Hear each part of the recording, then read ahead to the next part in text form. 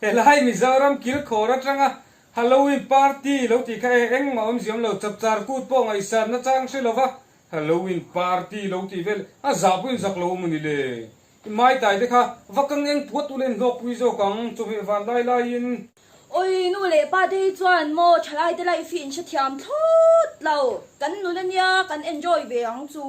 thil enge moni se day ti zel mai ani lo sin van lal pek tu na in chen ho in khatia in lo ti wang khanin nakin zela in naw te chuanin thil ti tu renga mon tengan kan kut te ai ngai sana la ron lo zo kang mizo thil hi chang kang taka tui pui dan chang kang taka lom dan hi ngai tu ve ro ôi cả bữa soi hiền mo om zia này lâu sim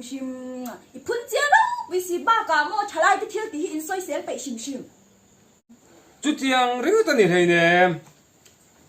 chong moi le sang chuan kan nei reng lai a Romeo and Juliet juk ngai san ker ka atul na om hei ne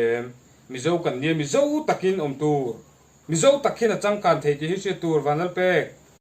Valentine's Day te po tun man kan en liam me tu na chun Valentine's Day te po how ta khopin kan lom vek to hi chu wangin tu na tie in chian ho in bulin ron chan bek beka in lo in lak Halloween khan nakina mi de ron copy cheunga nakina chun kan kut pui te ai hen ngai sa ni la hlo zo kang chu tiang ani lo na chun mi zo takin om ro thalai thil ngai thei lo lamani lo